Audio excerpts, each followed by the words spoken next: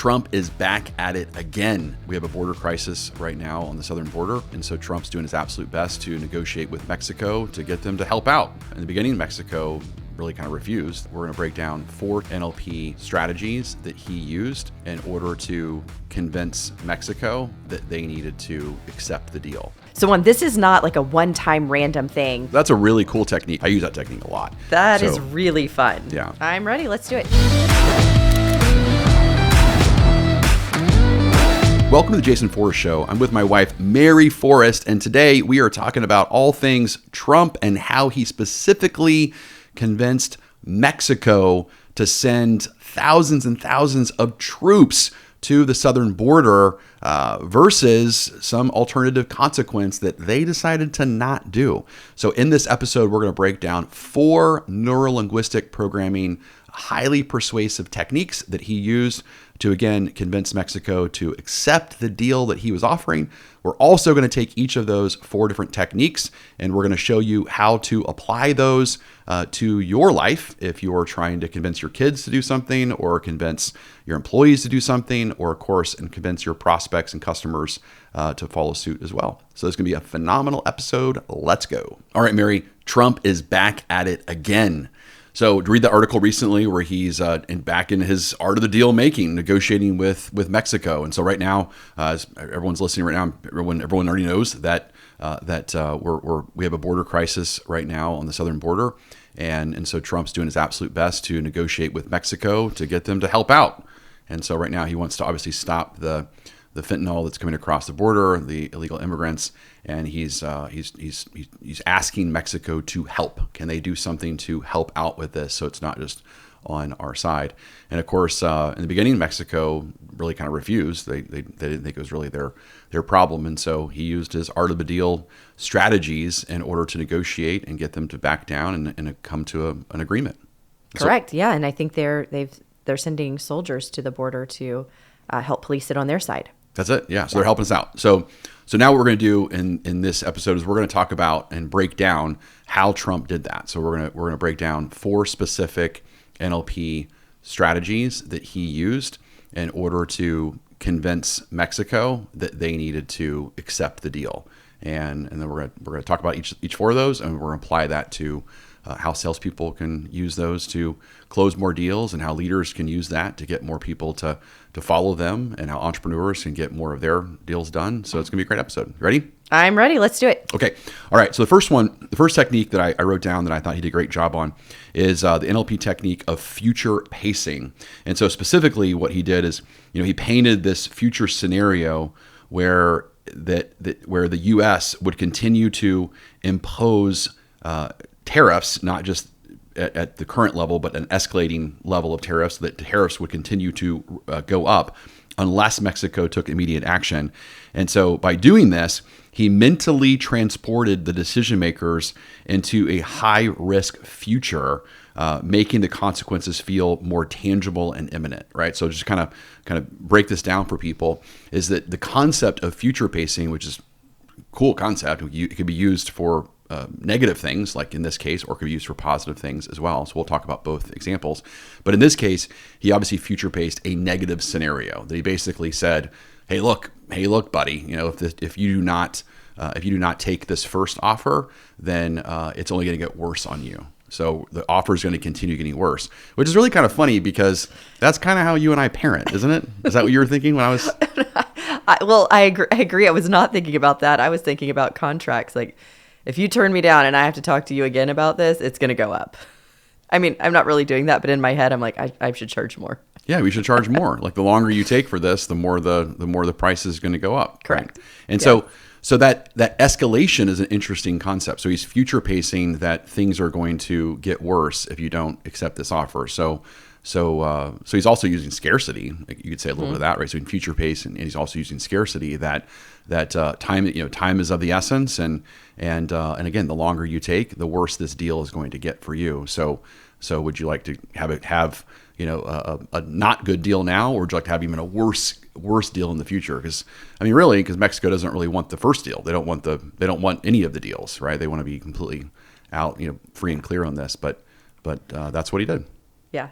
Yeah. No, I keep laughing thinking about, I mean, there are definitely times where you're in the middle of presenting a contract or you're really working with somebody, and because of the way that they are at the table, you're like, I don't want to be in this deal anymore. Like, I don't want to. And so there's many times I've thought that, like, or even said sometimes, hey, this is what I can offer you today. I've got other things on that are coming in. And so if we can't agree on this today, when you come back, you need to think about it a month, or you think this is a next year initiative, I need to let you know at that time, it will be more money. It will be more expensive at that time if you want to wait, especially when somebody's saying, hey, I'd like to know pricing, but I really think I want to purchase in 6 months or next year.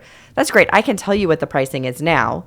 I'd love for you to move forward with it. But if you wait, this is not a contract that is evergreen and in 6 months or even a month from now is going to still be this price. So it's another way to future pace in that negative direction. Mm-hmm. Yeah, I like that. I like that. And again, everything we're teaching can be used for obviously good or evil. And so we're presupposing that everyone listening right now is using it for good. And so it has to be all these things have to be said with your complete integrity. So I said something recently just like that. So just in the last couple of weeks, I got ranked the #1 sales trainer in the world, which is awesome, next to the greats of Jordan Belfort and Grant Cardone and Brian Tracy, and just all kinds of different people are on this list. And I used the exact same technique. It wasn't like a trick or anything. I said, look, we've got some contracts out right now, and I'd like to go forward with you, and here is the price. However, by being ranked #1, the demand obviously is going to go up. That's just what's going to happen by having this most recent ranking. And so if you'd like to lock in the price today, then we can honor that price. But the longer you wait, the more the demand for our services is going to go up, which means the price is going to go up. And so would you like to move forward with this contract, or would you like to wait and start competing against other companies that are wanting to use our services, which means the price is going to go up? Yeah. Yeah, and it is. Say it if it's true. But you and I were giggling the other day, talking about, when I first started training, what my rates were compared to now. And it's like, God, people got a deal. People got a deal back then. Of course, I was newer back then, so you always are worth exactly what people pay. But I joke that it was a deal at that time. Yeah, well, and just to tweak what you just said, which is exactly great, which I love that, and that's salespeople are 100% earning the value that they're bringing to the market. And just the same, a speaker or a trainer is earning the exact value that they're bringing to the market. So the better a trainer is at teaching people how to increase their income and overcome their leashes and overcome their limiting beliefs, then obviously they're worth more. The more they can start teaching them things that they can immediately leave the seminar from or leave the coaching session, they can immediately start doing, they're worth more. Obviously, if there has to be a lot of translation on the salesperson's part and they have to kind of do heavy lifting and figure out how am I going to use this technique in the real world, and obviously they're worth less. And so that's basically that, right? Yes. And, I love future pace, but I really use it more on the positive side. It's very rare that I have that. I do the price one if it's true and somebody is really waiting. But most of the time when I'm using a future pace, it's as a leader and I'm looking at the salesperson in front of me and I future pace. I am so excited to celebrate the success you're about to have when you use blank technique that I just taught you. I cannot wait to sign your commission check, the largest one you've ever had at the end of this month.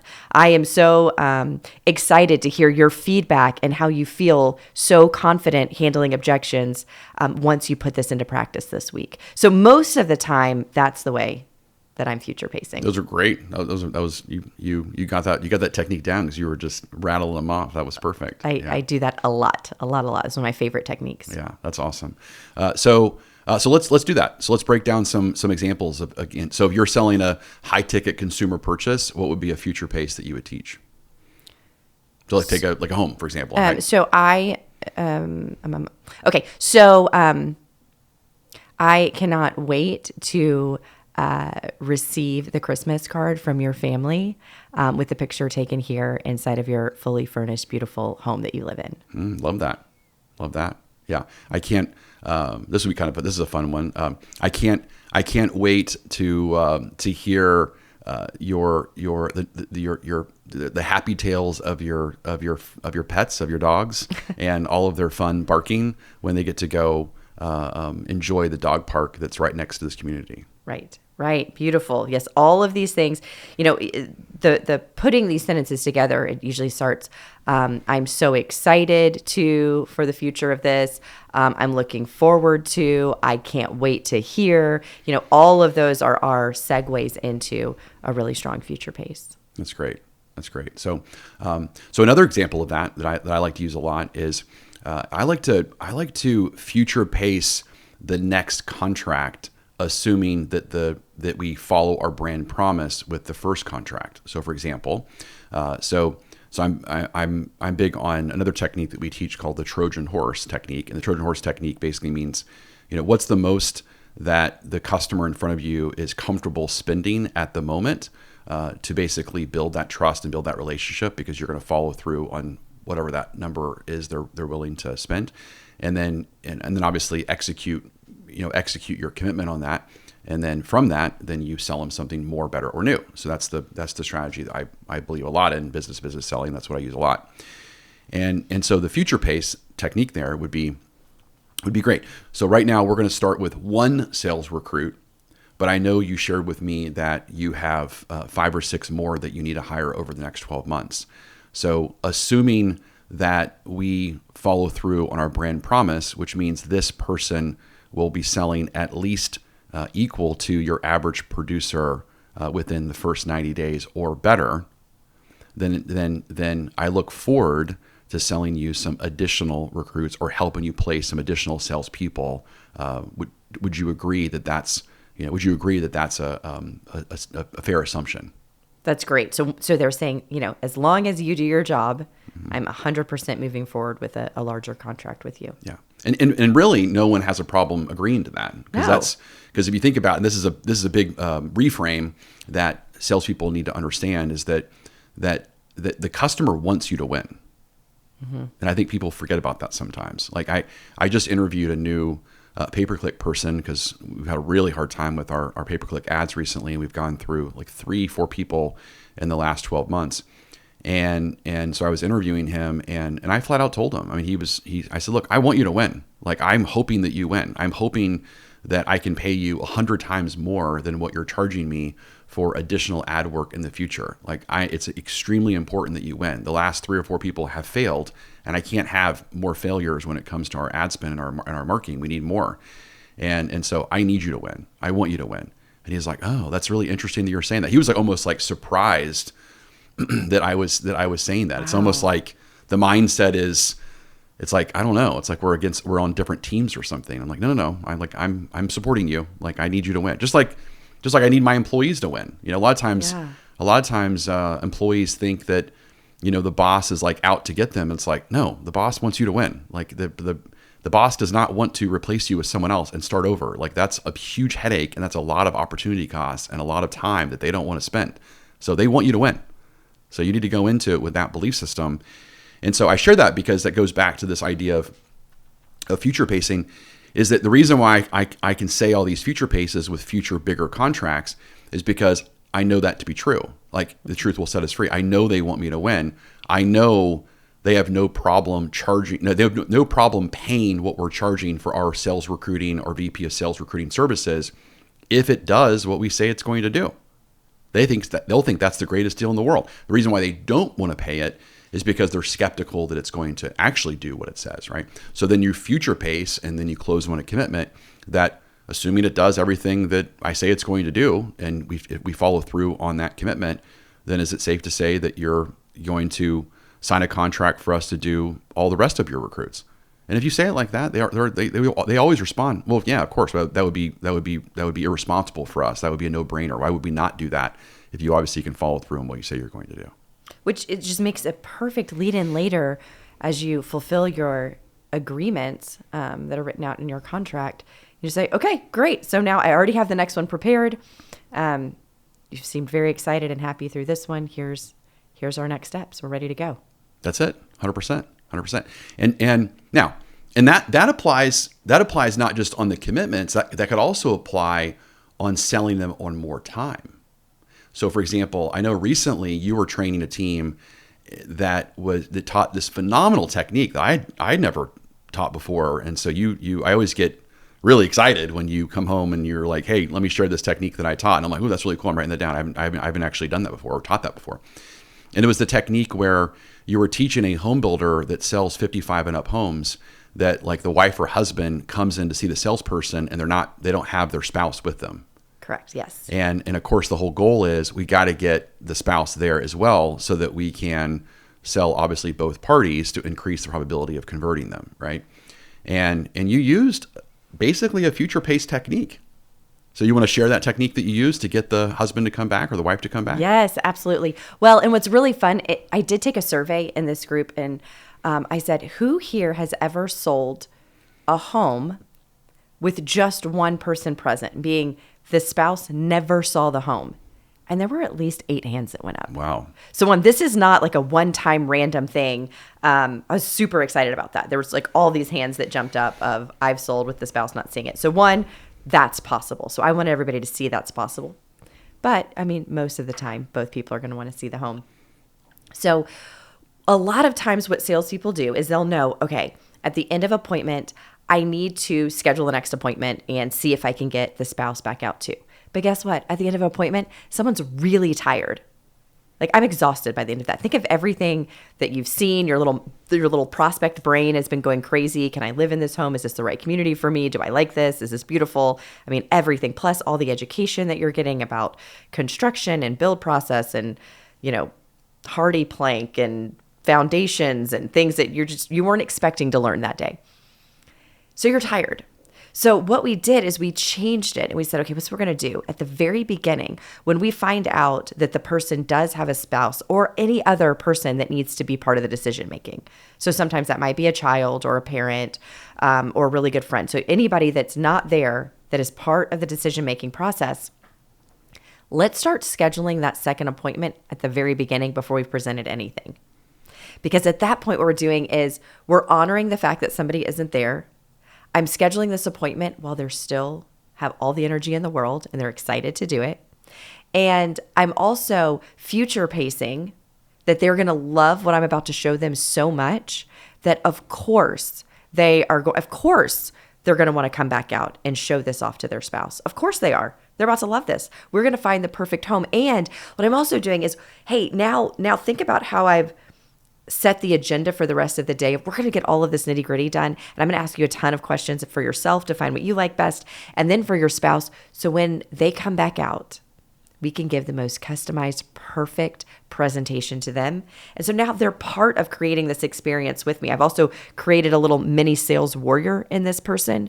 And they're psyched about it. They're excited about it. And I'm ready to give a really good presentation to the spouse. Now, don't ever stop the sale just because you only have one person there. So take it as far as you can still, knowing that if you can't close it that day, you already have the next appointment booked. It's done at the very beginning. So, and I'll do that business to business if they say, well, Mary, right now I'm getting, 3 different bids and then we're going to talk about them and then we're going to get back together. Great. Where am I in the number? Okay, let's go ahead and schedule our next appointment together right now. And I'll get that scheduled at the beginning, ideally right before they meet as an entire board or an entire team. I want it the hour before. And I can get that scheduled and I'm doing that at the very beginning. So I'm not freaking out at the end of the time or the thing where I'm like looking at the corner looking at the clock while they're still speaking, trying to figure out, am I able to get this scheduled? If they say, hey, just email me because I've got to run to my next appointment. I don't want anything else that's going to take over me getting that appointment and that sale. That's great. Okay. So a couple other examples that come to mind for future pacing. Or one more example, and let's break it down how to do it correctly, is I always like to use the future pace example of what's going to happen after they sign the contract. Like I think that's a good one because it gets them to commit to Well, it's also using the act as if frame. So it's using a couple of NLP techniques there. But so you're future pacing, once you sign the contract, here's what's going to happen. And so, for example, like in our world, it would be, once you sign the contract, we're going to immediately build a custom script for you. Let's say we're selling our training services. We're going to build a custom sales script for you. We're going to interview you and your company and make sure that we are building something that really exemplifies and something you're proud of that your salespeople are going to be saying. And so we're going to spend time, of course, doing that to make sure that it's done right. And so I'm curious, we have limited availability. We can only do that a couple of times a week to really get that done right. And so how does next Tuesday at 2 p.m. work for you in order to go ahead and plug that in as a time to write that script? So that's a technique where I'm getting them to commit to the first step that they're going to do after they sign the contract, right? Or it might be like an onboarding call for you. If you're selling something that needs like an onboarding service, then you would go ahead and schedule that onboarding. So it's getting them to commit to that. So they're committing to the time before they sign the contract. Mm-hmm, correct. That's wonderful. Yeah. So I love that's one of my favorite techniques to do. Does anybody cancel on that? No. Okay.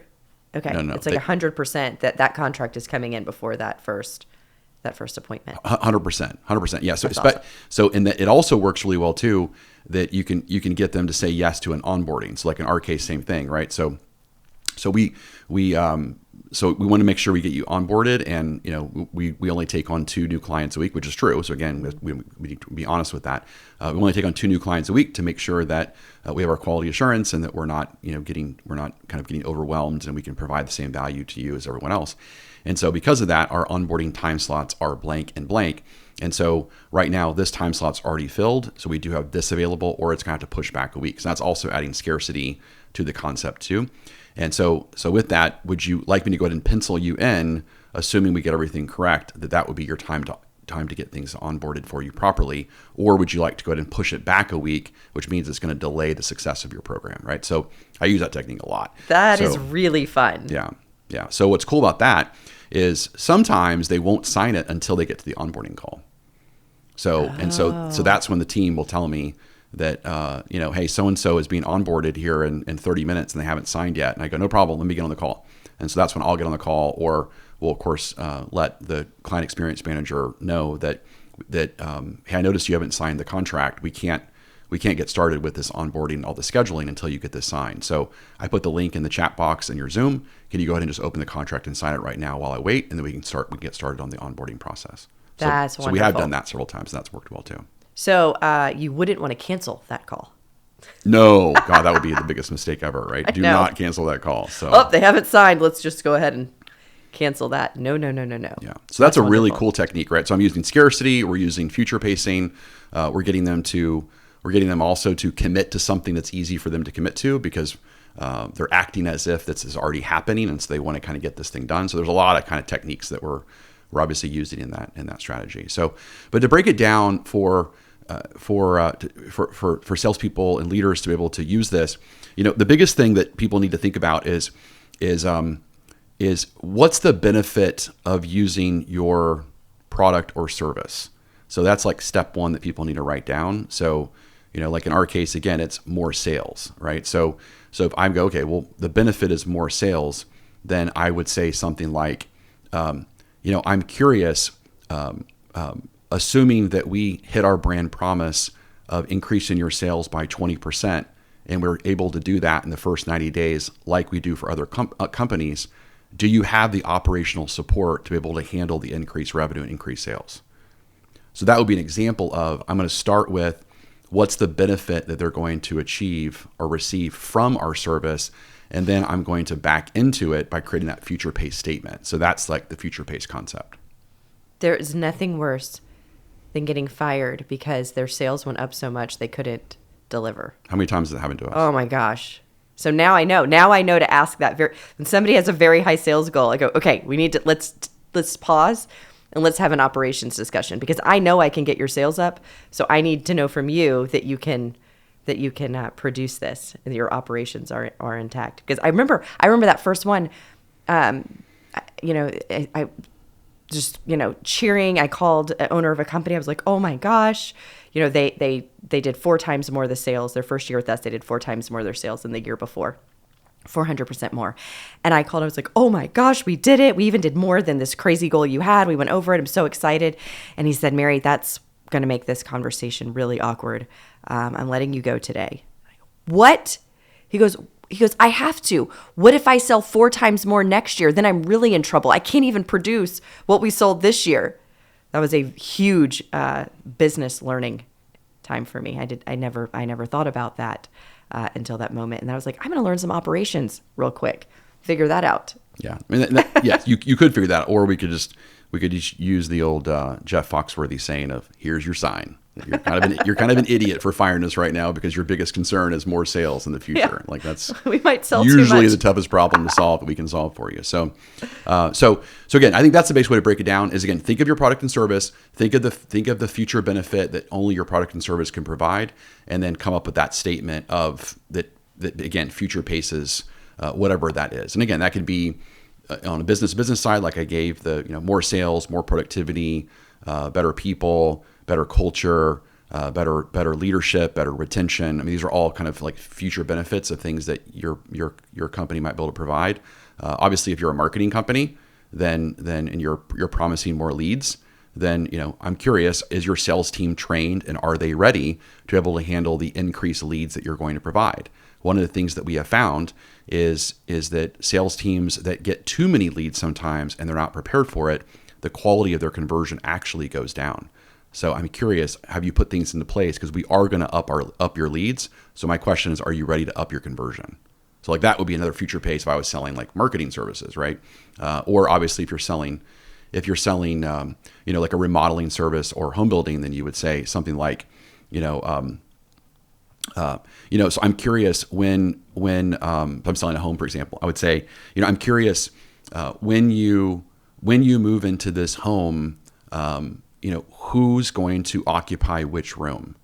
So was Mary Jane going to take the back room, or is your baby going to take the front room? Like who do you envision being in each room when you move into this home? So that would be like, again, I'm future pacing them owning the spaces of the room.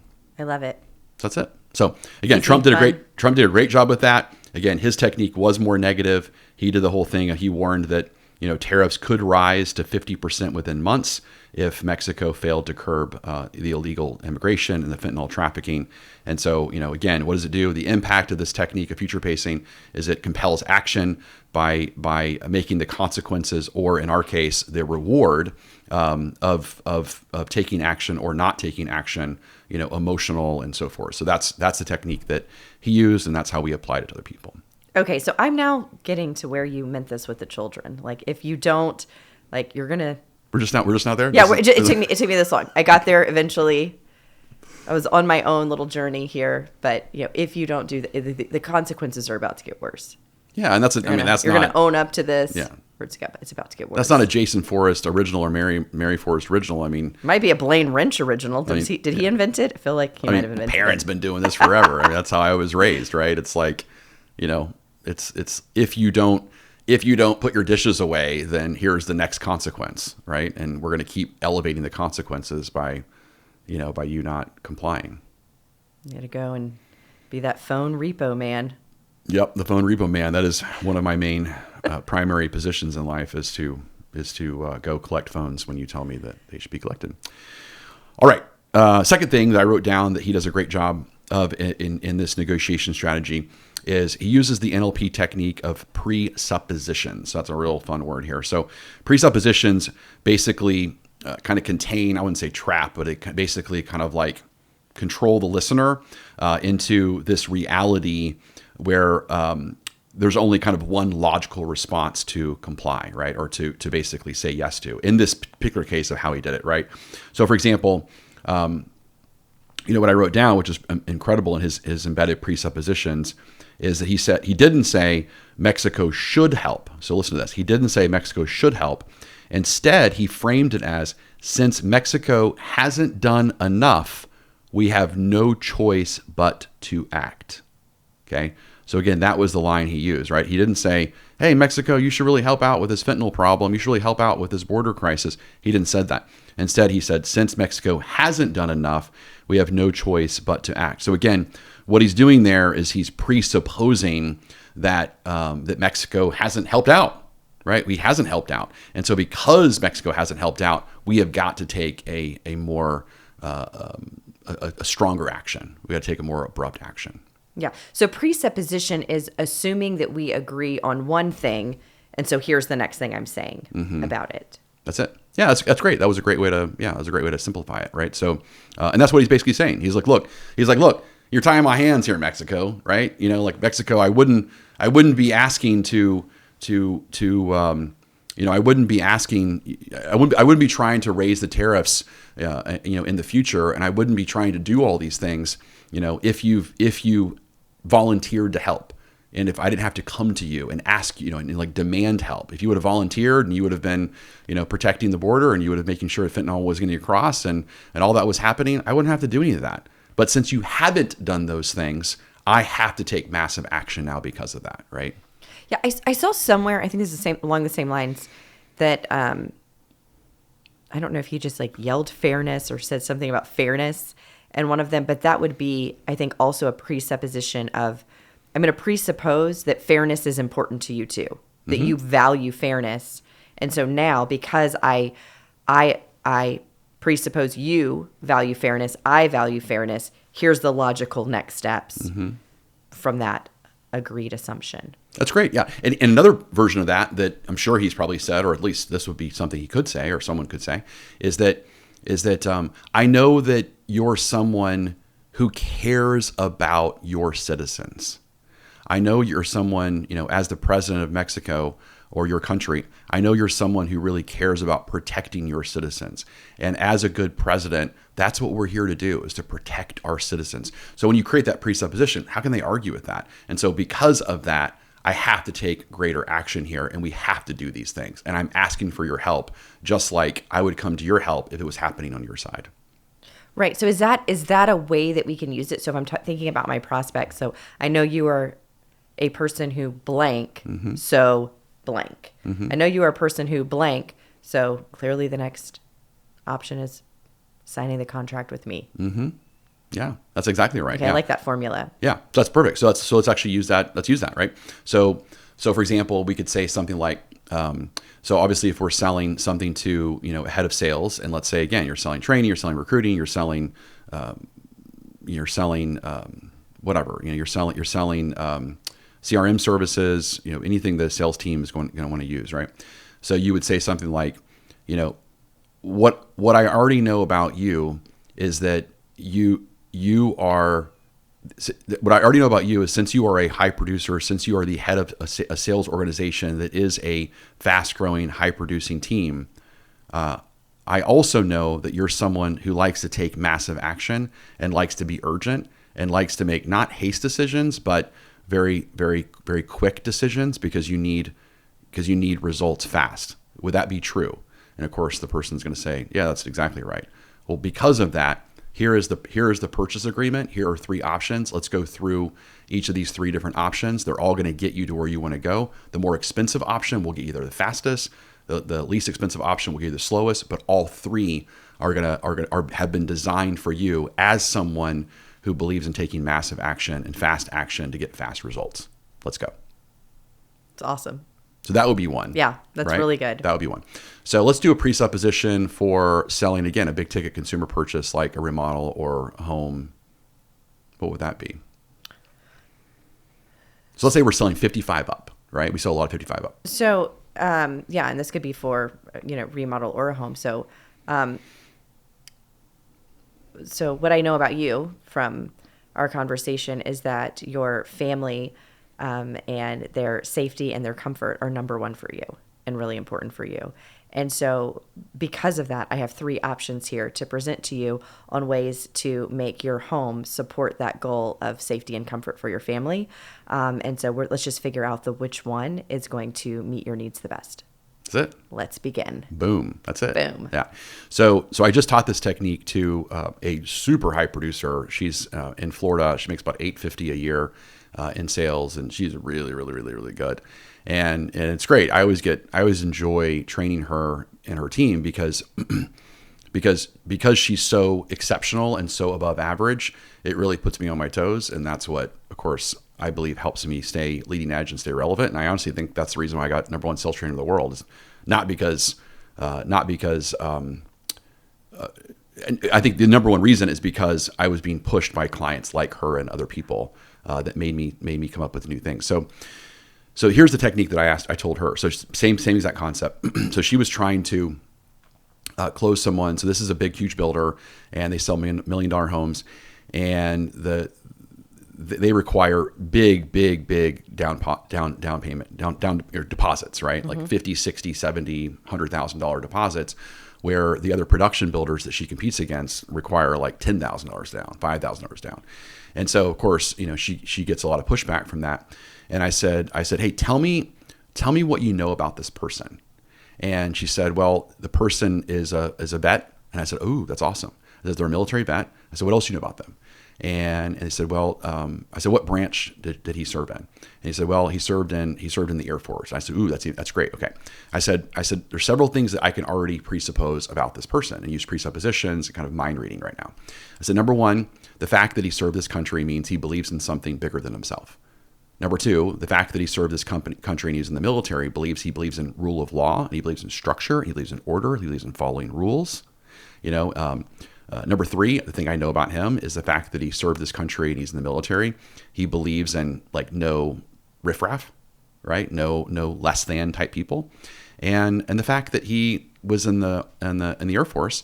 What I know about him is that he prides himself on being sophisticated and intelligent, because the Air Force is more of that kind of intelligence branch of all the military. So the Marines, for example, and we love all the branches. The Marines they pride themselves on being like, sleeping on cots and having extreme uncomfortability, right? Where the Air Force is like, I'm not sleeping on a cot. I'm going to sleep in the Four Seasons. However, I'm also very smart. So they all have their own little thing about them, right? And so I told her, I said, so I want you to try this technique and report back what happened. I'm going to go to him and say, here's what I know about you. Number one, the fact that you serve this country means that you believe in something bigger than yourselves. Is that true? Yes, that's true. What I also know is the fact that you are in the military, you know that structure and rules are very important. And the last thing you want to do is be a part of any kind of organization that doesn't believe in rules or doesn't believe in upholding the highest possible standards. Would you also agree that's true? That's true. And the last thing I know about you is the fact that you served in the Air Force, which means you are the most intelligent of everyone in the military, because again, you have to have the highest possible standards in order to get into the Air Force. Is that also true? And of course, he's like, yeah, it's true. He said, well, because of that, that's why I know you're going to appreciate that we require the largest down payment of all the home builders in the market, because it creates a rule of law for us. It allows no riffraff to be a part of this community. It allows no one to be able to back out because they're not really loyal and committed to our contracts.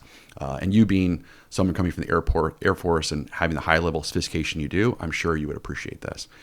And so Tina's like, oh my God, this is the greatest thing I've ever heard in my entire life. She goes and uses it, and of course gets the contract, closes the deal. I love it. I'm just laughing because it sounds a lot like dating as well. Like, tell me more. What I know about you, Jason Forrest, is that you are the most intelligent, sexiest, biggest muscles in the world. Stop the ums. You say all of those things. It's all true. And what I also know about you, you agree with all of that? What I also know about you is that you love buying your wife new handbags because you love her being happy. That's true. See, this can work in all kinds of ways. It works in all kinds of ways. Yeah. Whoever you're talking to. Strongest, biggest, smartest. Yeah. That's it. So, okay. So how do we break this down for people so people really get it?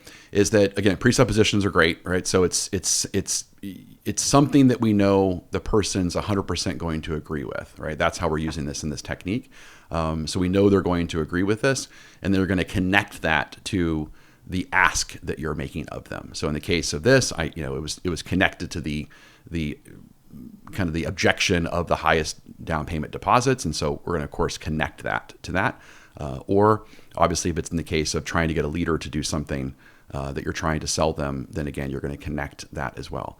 And it might be you're selling to an entrepreneur. So a great way to do that. I mean, again, I'm an entrepreneur, and so I know exactly how us freakoids think is that we're all extreme artists, and most of us are very big artists. We see problems. We want to fix the problem. We do not like how the rest of the world has done things. Which is why we invented our own company, because we think everyone else is crap on how they do things. And so we wanted to solve that problem, right? And so that's an easy mind read, easy presupposition that you could create for if you're selling to an entrepreneur. I mean, you could flat out just take no more than 30 seconds and read over their About Us page, go to their LinkedIn, look very quickly about their story. Don't take more than 30 seconds to do it. And you can do a quick mind read. And you could say, hey, what I know about you is that you're an entrepreneur and you started this company 10 years ago, clearly to solve the problem of blank. And what I also know is that great entrepreneurs like you are sick and tired of kind of the average status quo products that are out there that don't really solve a problem. Would that be correct? Yeah, that's exactly right. So based upon that, I know that you're going to appreciate our leading edge service here, or our leading edge product, that we're a one of a kind that only an artist, an entrepreneur like you would truly, fully appreciate. Putty in your hand. How would they not buy right now? I know. Well, I mean, this is great. I can't wait for all the salespeople to call you. Oh my gosh, they're all going to use this technique on me. It's great. It's great. Yeah, they say it well enough. I'm sure I will. But again, but look at the pieces of it. It's one, saying that, and then second, you have to have the product that backs it up. Correct. Yeah. So if somebody did call, have an amazing pitch like that, and really have this unique, one of a kind product, and that's the thing, you can't use this language if you don't have a unique, one of a kind, leading edge, brilliant product. You can't say that. You can't say that to somebody. If I know somebody really isn't detailed and meticulous, I'm not going to go, I can tell you're detailed and meticulous, when they're clearly not. So there has to be truth, and you have to be able to back up everything that you're saying. And so if you really believe in what you're selling and you do have that, then it's a brilliant thing to say. If the next step is you do a presentation of something that's falling apart or doesn't work or is crap, I mean, what you're saying it's not going to work. Yeah, you lost all credibility. Right. Now, there's honesty in everything. You have to be honest in everything. Now, what you could do, though, is let's say you don't have a leading edge product, but you do have leading edge customer service. Great. Then So that would be your angle, right? Mm-hmm. So you would make that the point of, what I know about you is that you are leading edge. What I know about you is you're someone that likes to do that likes to be the crazy one, that likes to do the opposite. Well, we're just the same. We believe to be that crazy leading edge customer service, that you don't have to manage us. We're going to manage you. When you move forward with us, we're going to take care of everything, so you just enjoy the experience. Right. So so I might say there, what I know about you is that, and I say this with love, you're probably pretty high maintenance and you have really high standards in your life. Yeah, that's very true. So what I want you to know, I know. So what I want you to know is that we have a customer care team that is centered around taking care of high maintenance customers. So we expect that from you. So that's how we're going to give you that level of providing for you. Mm-hmm. So I would take it. I mean, if that's where you're going to go, I would take it and say, you probably expect a lot out of people. You're probably high maintenance. That's perfect. Wonderful. That's what we're looking for. That's wonderful. So this is an interesting, again, kind of takeaway for people, because, this, what I know about you is concept is pretty easy to actually do, because in today's world, with looking on LinkedIn, probably even running it through a chat GPT. I know there's even software out there like Crystal AI that does like a quick, personality type assessment. I mean, there's some pretty easy things out there that you could do like really quick in order to kind of write these, like, what I know about you is kind of statements, which I think is pretty interesting. Also, there's some generalizations I think you can make that aren't going to get you in trouble. Like, for example, if you're selling to a CEO type, normally they're a visionary, right? Normally they should be more of that kind of risk taker type, visionary type person. If you're selling to the owner, same type of thing, more normally that visionary. If you're selling to more of the integrator or the operations type person, normally more of a move away or break style person, or they're more of a process oriented kind of type person. And so be thinking about that. If they're selling to a marketing person, well, they're very creative and they like creative things, Yeah, CFO, you need to have your return on investment for your product or your service. You have to have all of your metrics down clean. Very clean, right? Mm-hmm. And so And that's it. So you could easily say that. It's like, hey, as a CFO, one of the things I know about you is that that numbers is the truth serum on a company's productivity and a company's performance. Is that? Ooh, that's a good sentence, right? Ooh, that was sexy. A little metaphor. I liked it. And would you agree with that, CFO? Yeah, it's exactly what I agree. So let me share with you. The return on investment and the numbers that we've done for other clients like you and how that's going to apply to you, right? Or if it's a marketing person, we could say, one of the things I know about you is being a marketing person, like you love trying to create that little angle, that little niche, be able to stand out from the crowd, right? To be that one that's in the Where's Waldo, you want to stand out, right? Is that true? Great. So let me share with you how this product or service is going to cause you to stand out, and it's going to make your job as the marketer so much easier, right? Or I'm going to keep going here. Or you go after the COO, which I love selling COOs.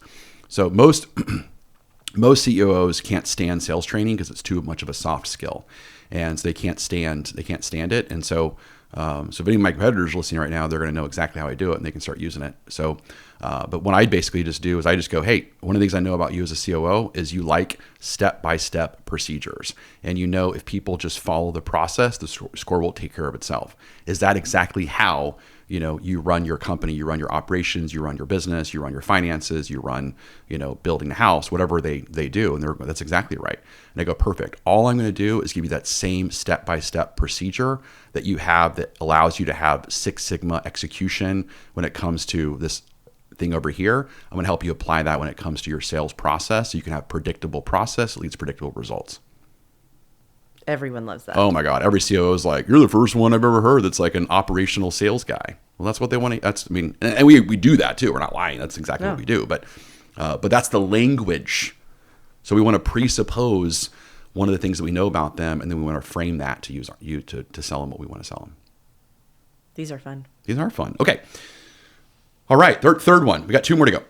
The third one that Trump did that I wrote down is the NLP technique of the contrast principle.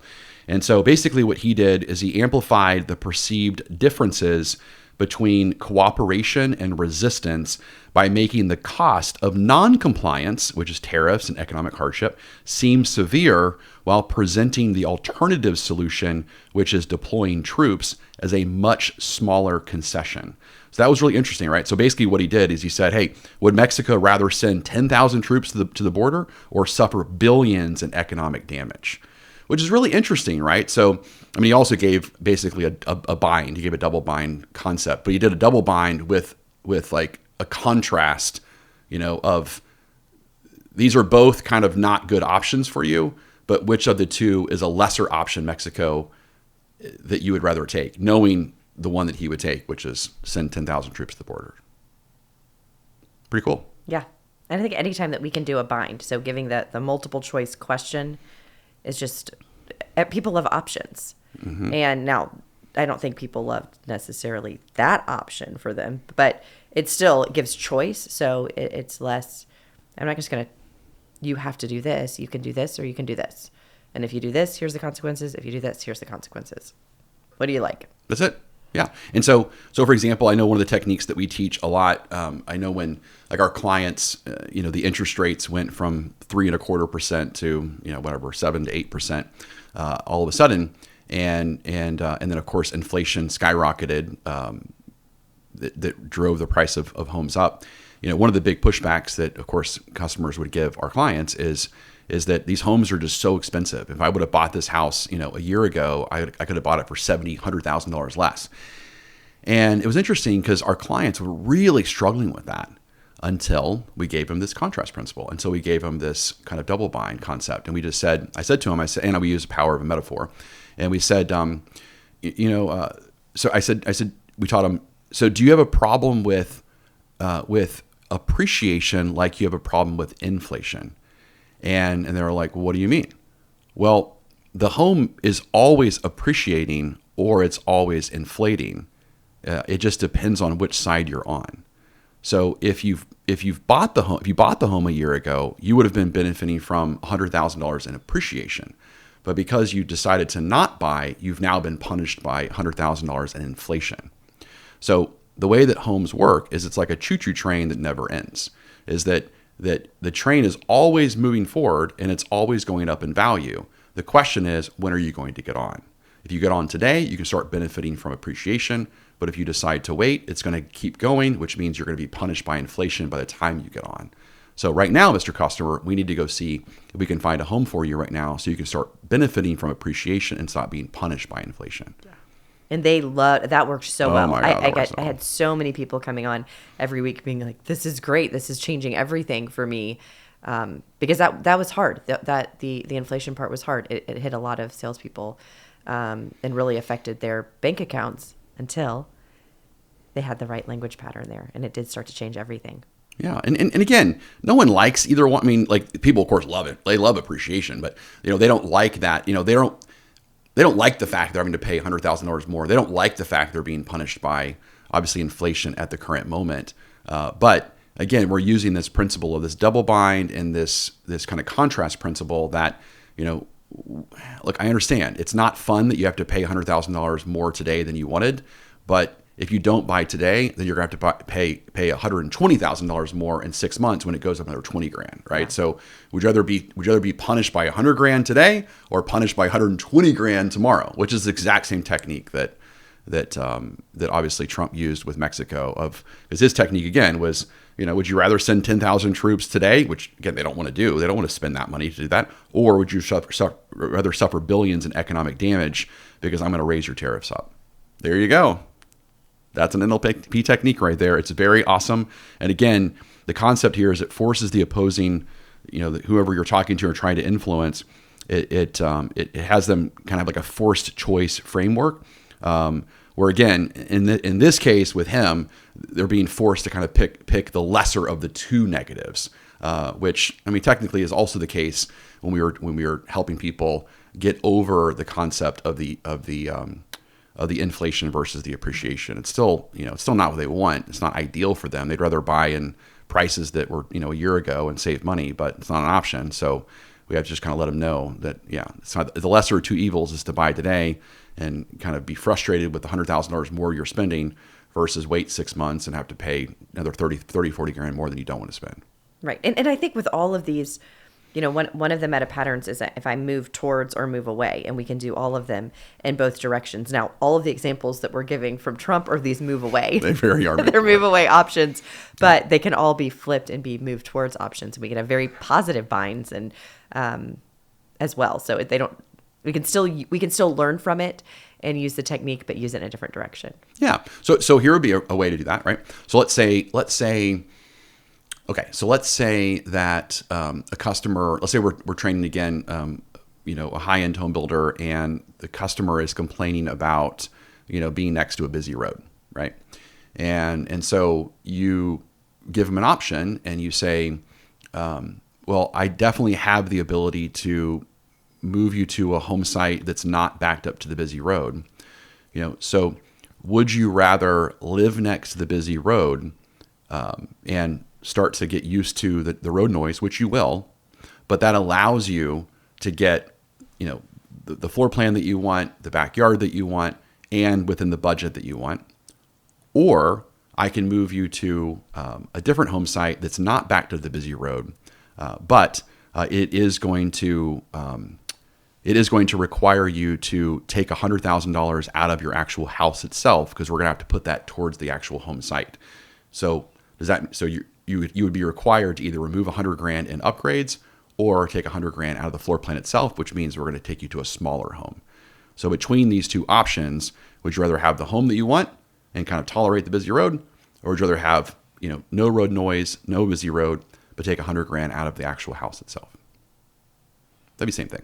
Right. Yeah. But you could also present it though, same exact thing, but so I'm curious, would you prefer to have this beautiful wooded home site, or would you prefer to have the home with the gourmet kitchen and the deluxe master suite? Mm-hmm.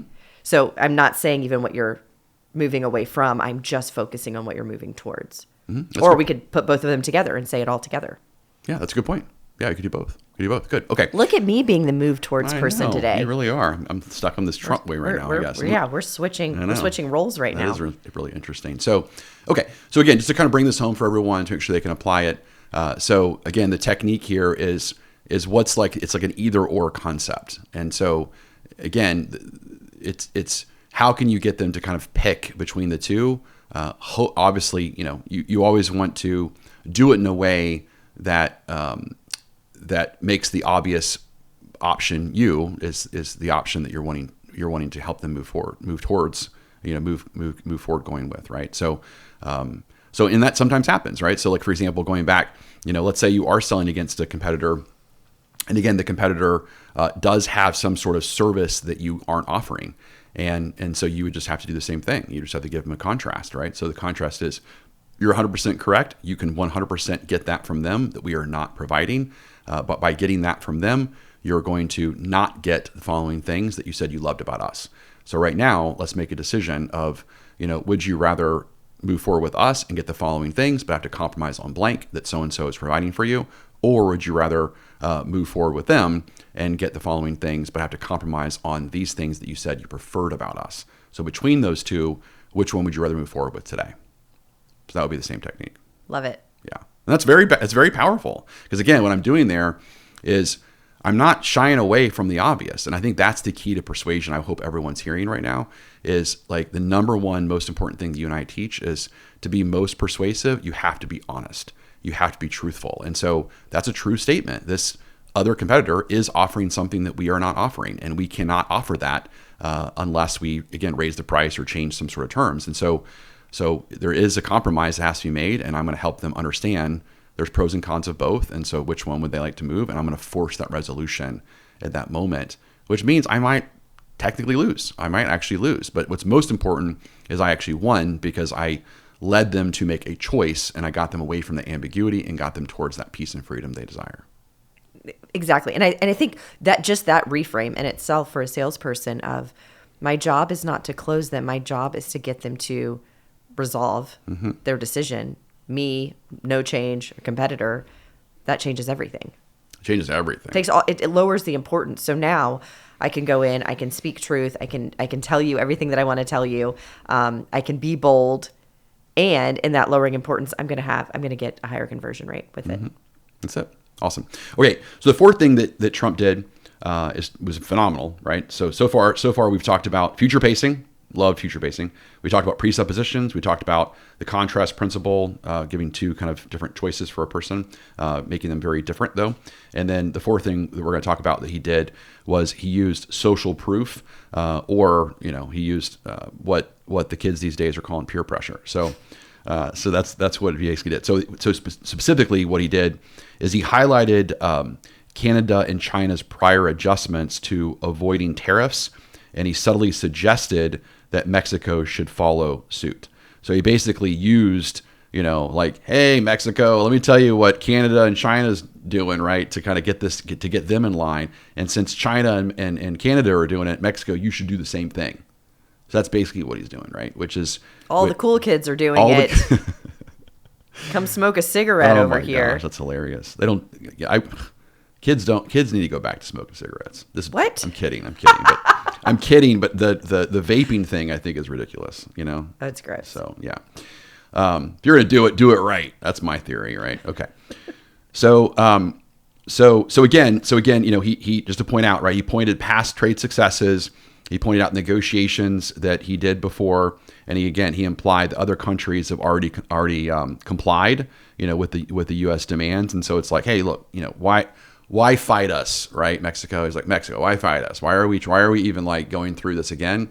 Like, here's countries that are much bigger than you, that are much more economically stable than you, and they all decided to comply with us and go along.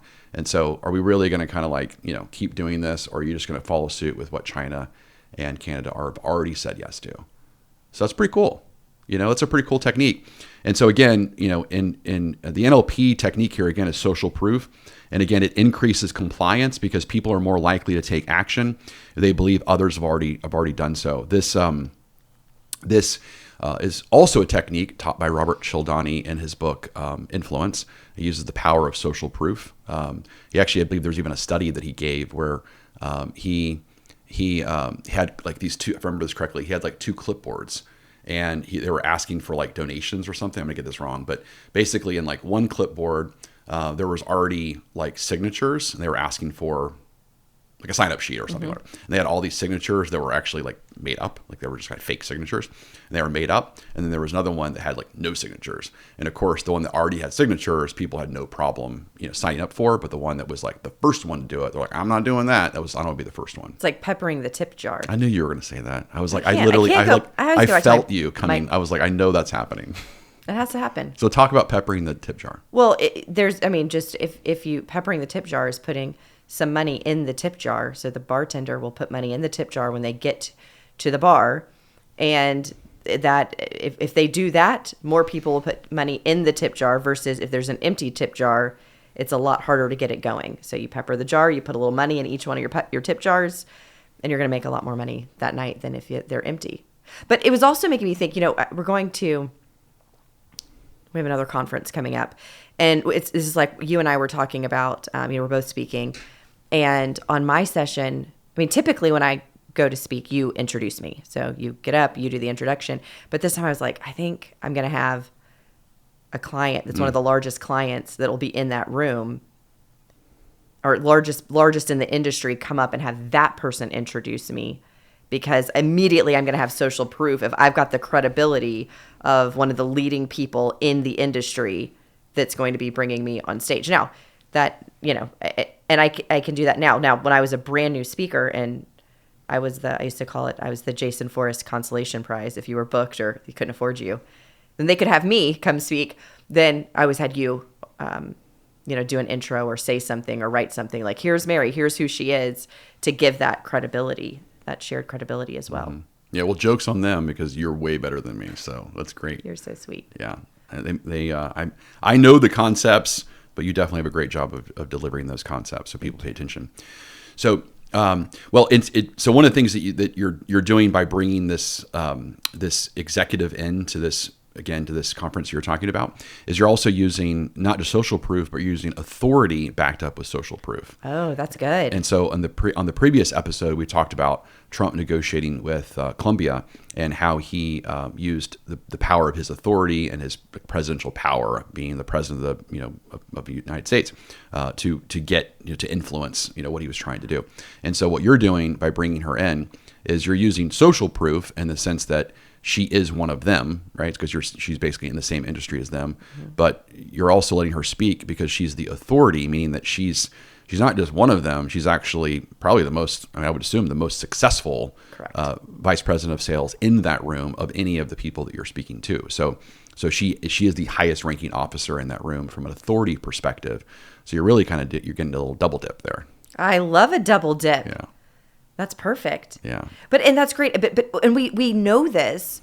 Think about every website that people are putting like who their clients are up there. That's why they're doing it. Is social proof. I want to be in this group. People are always, they're going into every situation. And one of the things that's running through their mind, consciously or unconsciously, is, do I belong? Mm-hmm. Do I want to belong?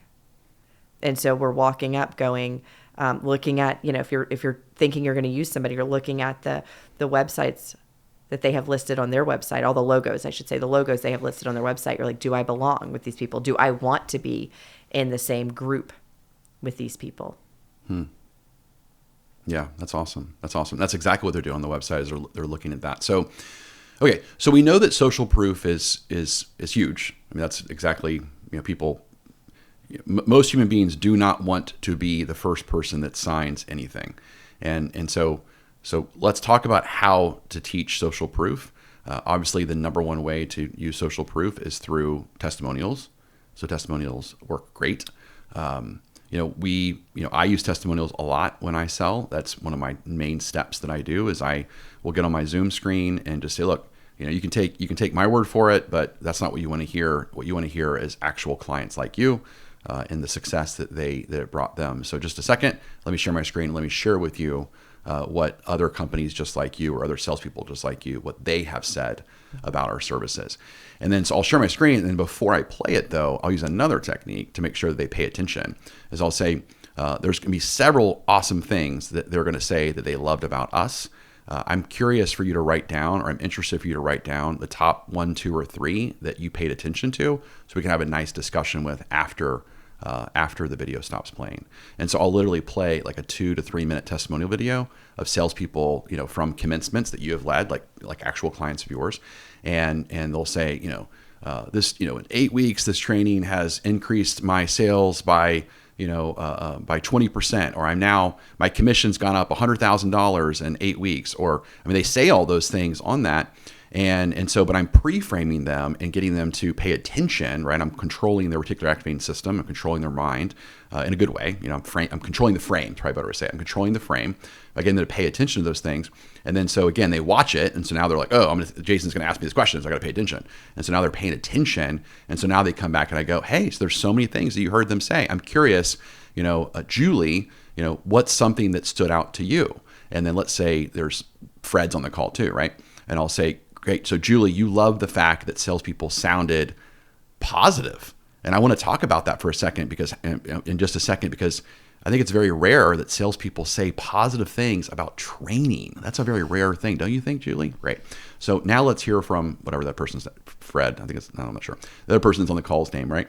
And I'll say, great. Now I want to go back to Julie's point in a second, but besides what Julie said, what else, now that one's taken, that people were happy to be trained, what else did you hear that Julie didn't mention? And of course, they'll say, oh, how much money they're making from it. And I go, isn't that amazing? So let's have a nice conversation right now about, number one, when was the last time you had salespeople literally say that they enjoyed the training and it was worth their time?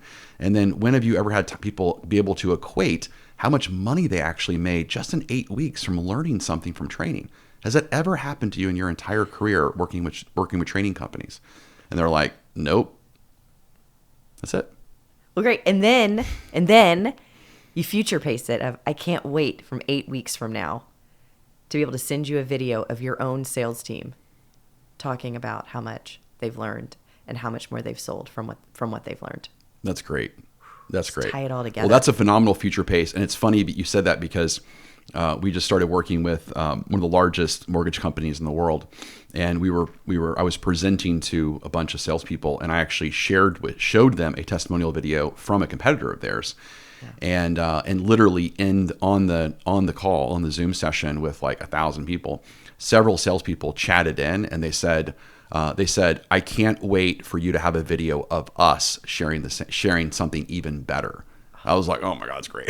Well, that's good. Now we're one-upping our future paces there. Yeah. That's great. Yeah. We got prospects that are future pacing themselves. Yeah. And they're bringing out the NLP of healthy competition. I don't know if that's one of the concepts, but I'll just throw it in there. We'll say it is. Yeah. We'll say it is. I'm sure basis of comparison is definitely an NLP technique. So one, we obviously used, so social proof is huge. Again, if you can get the testimonial, which you can't get testimonial, I'm not saying if you can't. Written testimonials are just not as powerful. You really need that verbal testimonial. I would say, if I was to put the hierarchy of testimonials, I would say number one would be they actually get on the phone and they talk to someone. So they actually talk to one of your clients, but that's kind of sometimes hard to do and can get tricky because you don't want to abuse your client's time, right? But that's probably the highest. The second highest would be a video. Then the one underneath that, I would say is, and check this out, I would say is a screenshot of an email or a text message. Okay. And the reason why that's so important is because it's unedited. And so it looks legit and genuine. And then I would say right underneath that would be a Google review. So a screenshot, because again, same thing, it's unedited and it's real and so forth. Mm-hmm. And then of course, after that, you have your edited ones that your marketing department created on your website. So those are not, and everyone kind of knows that marketing had a little say in changing those up a little bit. Well, yeah, they're making the grammar correct and that kind of stuff. Or then all of a sudden, and it's designed. It's it's got quotes and your company's colors, and obviously didn't get written in that way. That's it. Yeah. So that's the hierarchy as far as, again, of the kind of credibility of the social proof. The last technique that I want to give people, I think, is so important, and that's how to get people to give you testimonials, because that's difficult sometimes, right? Because obviously, if you just kind of ask a person, it's not that a customer. Let me just say this: it's not that a customer doesn't want to give you a positive review or doesn't want to give you a review at all. It's that most people are insecure about their writing skills, mm-hmm. and so they're like, I really want to do this. And what happens in the real world is you ask them to do it. And if you just put yourselves in their shoes and you have some empathy, they're like, man, I really want to do this for Jason. And, I really believe in his services and I really want to help the guy out. And he's been so helpful for me, but man, I just don't know what to say. And okay, I'm going to put this off till tomorrow. And then I got my kid, and they just procrastinate because again, they're leashed, right? And so the simplest technique to do is just do a Mad Lib, right? So just do a Mad Lib technique. And basically what that means is you just prompt it for them and you just write it for them, and you have them fill in the blanks on the statements. And so it would be something like this. It would something like, so again, if I'm using it for us, I would say, I just attended the Warrior Sales Training Program, and I have to say the number one thing that stood out to me is blank. In addition to that, the number one reason why I would recommend this training program for others is because it brought me value in the following 2 ways, : blank, blank, right? So that would be an example of what I would do is I would take that and I would just text that to a leader, and I would just say, hey, feel free to edit this as much as you want. Otherwise, if you're okay with what I wrote, just fill in the blanks and just send it back to me. And they'll just send it right. Most of the time, in literally 30 seconds, they'll just fill in the three or four blanks, and then you got a great testimonial from a person. That is just such a great cheat code, and so fast. So fast. It was really. I thought it was really funny where when we were teaching this to our clients, and then to make sure you would start texting them, and then they would text us back on their products that we had, and so we were just back and forth practicing doing it. That was great. Mm-hmm. Yeah, that is great. Yeah. So that's it. And so that's a game changing technique. My last example of this that is when I wrote the sales process for the Villages of Florida. The Village is America's friendliest hometown. That's good. It's like the greatest jingle ever. So again, there's 100,000 55 and up people in Florida that live in this one community, and so wrote the sales process for them. And one of the parts of the process we wrote was the villager close. And the villager close was when they were touring a future villager, which by the way is also kind of identity framing. So when they called them future villagers, and so when they toured a future villager through the community center and I know your parents have been there, where they have all the dancing that they do, which they love the dancing, and so they tour them around. Well, it was required by the sales process that they would stop and introduce them to a complete stranger, and they would just say, hi, my name is Jason. I'm a sales professional here at the Villages. This is Mr. and Mrs. Wrench, and they're here considering to be future villagers. And is it okay if I just take a few minutes of your time and ask you some questions that would potentially benefit, Blaine and Sandy? And of course, every single time the people love it. The villagers love it, right?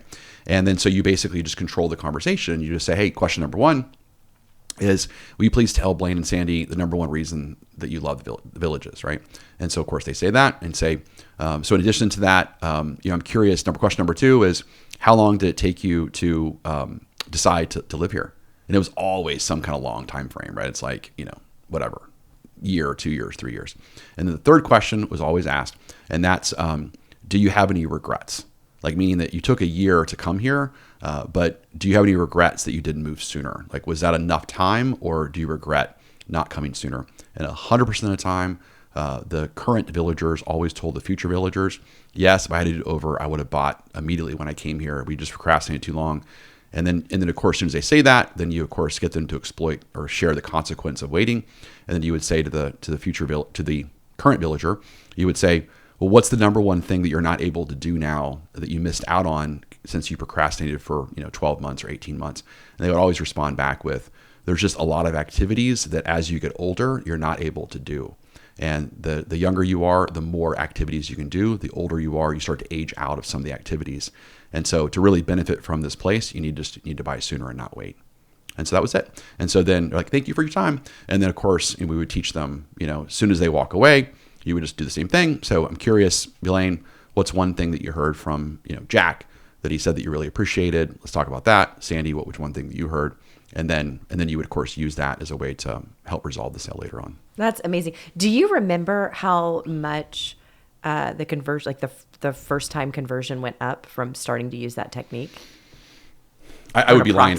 No, I'd be lying if I did. Okay. But I know that that year they went from not even being known as a top builder in America to that was 2010 specifically. In 2010, they went as the year over year most successful builder in America that year, and that was the 12 months following that training program that we implemented and coaching and everything as well. Wow, that's amazing. So I do know that. I'm not sure how much they increased, but they definitely were the most successful builder that year as far as year over year improvement.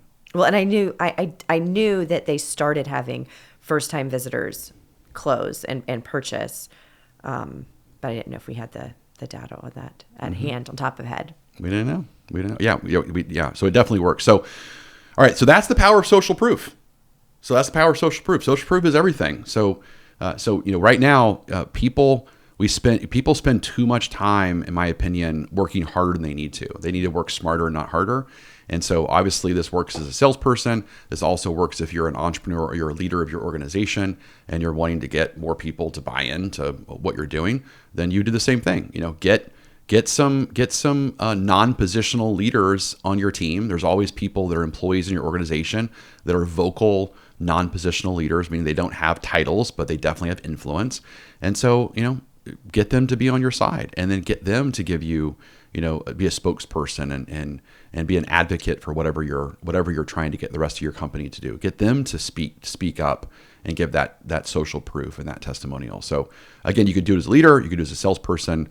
There's different ways that you could obviously do it, and that's it. So, so much today that we covered. It was. That was fast crazy. And furious. That was fast and furious. So again, today we learned about a lot of things. We learned about the power of future pacing and how Trump uses that. We learned the power of presuppositions, the power of the contrast principle, and the power of social proof and peer pressure. And again, Trump uses all of this in order to get deals done, specifically with Mexico. But of course, I'm sure he's using these with other deals that he's trying to use as well. So if you got something out of today's podcast, today's episode, then definitely like and subscribe. Share this information with other people so they can learn the power of influence and the power of persuading others. Again, only use these techniques and strategies if you believe that they're for good and not for evil. We will not work for you if you're using these techniques for evil. We will not teach you how to do them if they're not bringing kind of positive things to the world. We don't want to help out the crooks. We want to help out the good guys. And so until next time, this is Jason Forrest. Push yourself to become a better version of you.